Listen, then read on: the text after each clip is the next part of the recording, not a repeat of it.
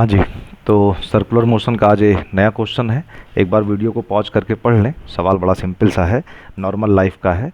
हम आप सभी लोग साइकिल चलाते हैं, बाइक चलाते हैं और ऐसा महसूस करते हैं कि जब स्ट्रेट रोड पे चलाते हैं तो गाड़ी हमारी बिल्कुल सीधी रहती है, वर्टिकल रहती है ज़मीन पे। लेकिन जब भी हमें लेफ़्ट या राइट टर्न करना पड़ता है तो गाड़ी को, बाइक को, या साइकिल को एक तरफ झुकाना पड़ता है। वो झुकाना क्यों पड़ता है, कितना पड़ता है, इसी पर प्रॉब्लम है। थोड़ा पहले हम लोग कॉन्सेप्ट को सीखेंगे, समझेंगे, उसके बाद ये प्रॉब्लम तो हो ही जाएगा। प्रॉब्लम होना, न्यूमेरिकल को आंसर लाना कोई बहुत बड़ा इशू नहीं है। आइए देखा जाए। तो दिक्कत ध्यान से देखिए इस फिगर को, अगर आप तो आपको कुछ चीज़ें समझ में आएंगी।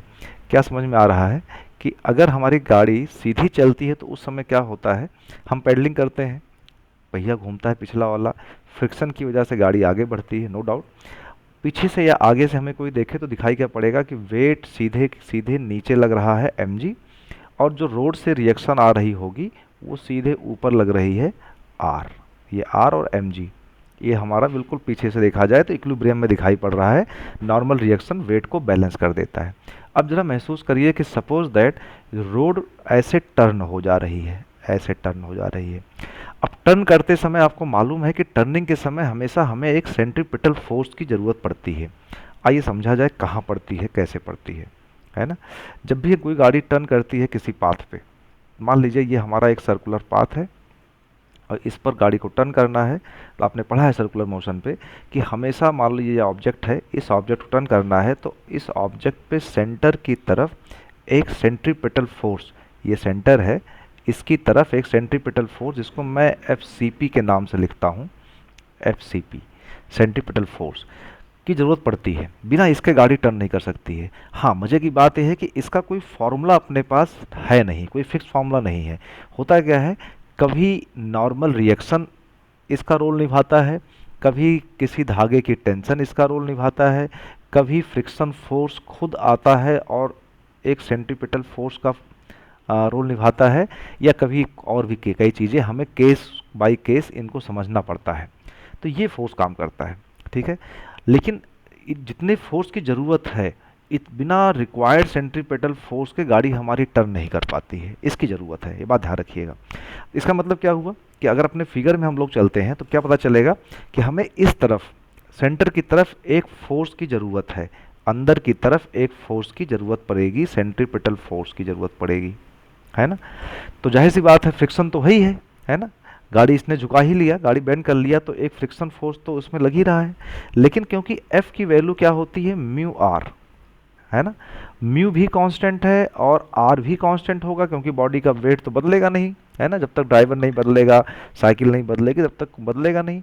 तो इतना ये एज ए सेंट्रीपिटल फोर्स काम कर रहा है, ऐसी बात नहीं है। लेकिन ये सेंट्रीपिटल फोर्स बिल्कुल सफिशियंट नहीं है इस सर्किल पर इस गाड़ी को रोटेट करने के लिए। मतलब जो है टर्निंग पर बाइक हमारी टर्न हो जाए, उसके लिए जितना रिक्वायर्ड सेंट्रीपिटल फोर्स चाहिए उतना सेंट्रीपिटल फोर्स ये दे नहीं पाएगा। तो इसके लिए हमें करना क्या पड़ेगा, एक जुगाड़ लगाते हैं, और कुछ तो कर नहीं सकते हैं। हमने गाड़ी को थोड़ा सा थीटा डिग्री बेंड किया, ये बेंड कर दिया थीटा डिग्री।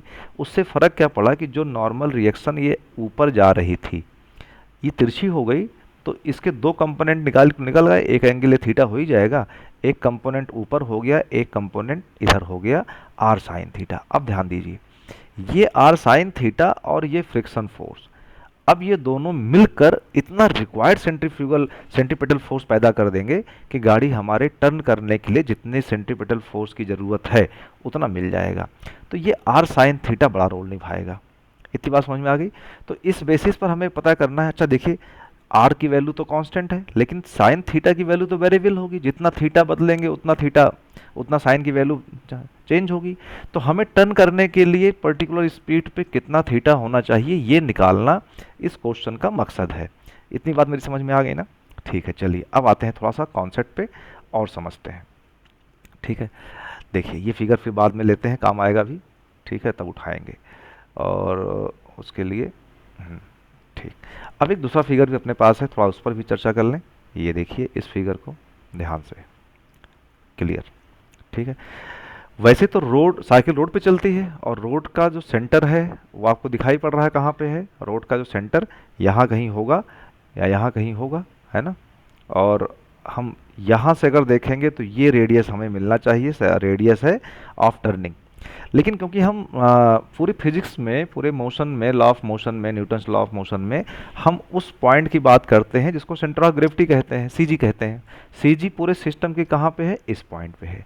तो जैसे ये नीचे वाला टायर का जो रोड से कांटेक्ट है, अगर वो इस पाथ पे घूम रहा है, लेकिन ये वाला पॉइंट का देखें, इस वाले पॉइंट का पाथ तो ये पाथ है ना, है ना, ये वाला पॉइंट है। तो हम लोग इस सर्किल की बात करेंगे, इस सर्किल की बात करेंगे और इस सर्किल पर देखेंगे कि क्या क्या फोर्सेज लग रहे हैं। ठीक है ना, इतनी बात मैंने और क्लियर कर दी। थोड़ा सा कन्फ्यूजन कभी कभी कुछ बच्चों को रहता है, इसलिए। ठीक है, ओके, चलिए ये मैटर भी मुद्दा ख़त्म हुआ। ठीक है, अब एक बात और देखना है। एक बात क्या देखना है कि जब भी कोई बॉडी पर सेंट्रीपिटल फोर्स लग रहा होता है और ये बॉडी मान लेते हैं हमारी इस तरह की, इस तरीके से ऐसे रोटेट कर रही है, ऐसे रोटेट कर रही है इस तरफ, तो सेंट्रीपिटल फोर्स लगा। Normal reaction, tension, friction force में से कोई एक काम करेगा। अब मुद्दा आता है कि ऑब्जर्वर कहाँ है? ऑब्जर्वर समझ रहे हैं ना, है ना, जिसको आप रेफरेंस पॉइंट कहते हैं, है ना। कौन देख रहा है, कहाँ से देख रहा है? अगर ऑब्जर्वर कहीं ग्राउंड पे है तो वो उसका एक्सटेंशन जीरो होगा, वो इनर्शियल फ्रेम में होगा। लेकिन अगर ऑब्जर्वर हमारा ये एज्यूम करें कि ऑब्जर्वर इसी साइकिल पे ही आके बैठ गया, ऑब्जर्वर कहाँ है? इसी साइकिल पे आके बैठ गया, ऐसे करके। जैसे आप साइकिल पे बैठे हैं, खुद ही ऑब्जर्वर हैं, खुद ही चीज़ों को महसूस कर रहे हैं। तो जैसे ही ऑब्जर्वर साइकिल पे आके बैठ जाएगा, जो एक्सटेंशन साइकिल का होगा वही ऑब्जर्वर का होगा। अब ऑब्जर्वर नॉन इनर्शियल फ्रेम पे आ गया तो उसको एक सूडो फोर्स महसूस होगा बाहर की तरफ। सूडो फोर्स, जिसको आप सेंट्रीफ्यूगल फोर्स के नाम से जानते हैं, FCF लिखता हूँ मैं। और इसकी वैल्यू फिक्स है, क्या होती है? mv²/r, या इसी को कह सकते हैं mr⍵², है ना। तो क्वेश्चन करने के दोनों अप्रोच हैं। आप चाहे ऑब्जर्वर को इसी बॉडी पर रखिए, चाहे बॉडी के बाहर रखिए, है ना। इस पर रखते हैं, थोड़ा सा समझना आसान हो जाता है, तो सेंट्रीफ्यूगल फोर्स के साथ करना थोड़ा सा इजी हो जाता है, समझ में आने लगता है, फील होने लगता है। आइए देखें अब क्या होने वाला है। अब अपने प्रॉब्लम की तरफ बढ़ते हैं, ठीक है ना। चलिए अब देखें क्या हो रहा है। साफ साफ दिखाई क्या पड़ेगा आपको यहाँ पे कि फोर्सेस क्या दिखाई पड़ेंगे। एक आर कॉस थीटा कैसे आया मालूम, आर साइन थीटा कैसे आया मालूम, एम जी कैसे आया मालूम। क्योंकि ये सेंटर से रोटेट कर रहा है तो इस पे बाहर की तरफ सेंटर ऑफ ग्रेविटी पे एक फोर्स और लगेगा, जिसको आप सेंट्रीफ्यूगल फोर्स कहेंगे, mv²/r। ये बात समझ में आ गई ना। अब हमारी बॉडी जैसे ही आपने इसको लगाया, आप कह सकते हो बॉडी हमारी डायनामिक इक्विलिब्रियम में है, डायनामिक इक्विलिब्रियम में। ठीक है, कभी बात करेंगे व्हाट इज डायनामिक इक्विलिब्रियम। चलिए, तो अब अगर इक्वेशन बनाने की बात करें तो आप क्या लिखेंगे? सिंपल से इतनी बात लिखनी होगी कि भाई R sine theta equal to mv²/r होगा और R cos theta equal to mg होगा। इसी को हम लोग यहाँ लिखने की कोशिश करते हैं। देखिए मैंने थोड़ा सा लिख के रखा है, टाइम बच जाएगा। ये देखिए, है ना, ये मैंने यहाँ पे लिखा हुआ है। ठीक, हाँ। इक्वेशन कैसे बनाई? हमने लिखा R sine theta equal to mv²/r, R cos theta equal to mg। इन दोनों को अगर हम डिवाइड कर देते हैं, इन दोनों को अगर हम डिवाइड कर देते हैं तो tan theta equal to v²/rg, ये फॉर्मूला अपने पास आ जाता है। ठीक है ना। चलिए इस फॉर्मूले की मदद से हम चीज़ों को सॉल्व करेंगे। अब आते हैं कि थीटा निकालना ही है, वी, आर और जी, इनकी वैल्यूज क्या है, इस पे थोड़ी बात करनी पड़ेगी। अब न्यूमेरिकल सॉल्व करने की बात है। फिजिक्स खत्म हो चुकी है, अब केवल मैथमेटिक की बात है, ज़्यादा इसमें कुछ करने की गुंजाइश अब बची नहीं है। ठीक है, आइए किया जाए। गुड, ठीक। अब जरा क्वेश्चन को फिर से पढ़ा जाए, एक बार क्वेश्चन को पढ़ा जाए। क्वेश्चन क्या कह रहा है? एक सर्कुलर पाथ है 34.3 मीटर लॉन्ग है, मतलब जो सर्किल का पूरा पेरीमीटर है वो कितना है? 34.3 मीटर लॉन्ग है। उसका एक पूरा चक्कर लगाने में उस ड्राइवर को √22 सेकंड लगते हैं और जी की वैल्यू 9.8 लेना है। ठीक है, चलिए अब इसकी बात थोड़ी समझते हैं। क्या कह रहा है कि जो हमारे पास वैल्यूज हैं, हमें पता है कि जो सर्किल का पेरीमीटर होता है उसकी वैल्यू होती है, फॉर्मूला होता है 2πr। 2πr is equal to कितना है? That is 34.3 metre, 34.3। मीटर। इससे हमें आर मिल जाता है, आर की वैल्यू हो गई 34.3 डिवाइड बाई 2 पाई। इसमें कोई समस्या किसी को? मुझे लगता नहीं है, ठीक है, छोटी सी बात है। चलिए, तो एक चीज़ तो हमें ये मिल गई, इसको रखे रहते हैं यहाँ पे, वैल्यू काम आएगी, ठीक है। दूसरी बात, v की वैल्यू देखी जाए, व्हाट इज v? v नहीं मालूम है ना, v पता करना पड़ेगा, v पता करना पड़ेगा। v क्या है? सर्कुलर पाथ पे, ये जो सर्कुलर पाथ है इस पर इस समय अगर हम v की बात करें तो v क्या होता है? ये टेंजेंशियल वेलोसिटी होती है। इस वेलोसिटी से अगर एक चक्कर लगा लेता है तो अगर इसका मॉड ले लें, मॉड का मतलब स्पीड बात कर रहे हैं, मॉड का मतलब मैग्नीट्यूड की बात करें, स्पीड की बात कर रहे हैं, तो स्पीड का वैल्यू क्या हो जाएगी? डिस्टेंस अपॉन टाइम, ठीक है। तो उसी तरीके से यहाँ पर अगर आते हैं तो पूरा सर्किल पूरा करने में इसने कितना डिस्टेंस, कितना टाइम लिया है।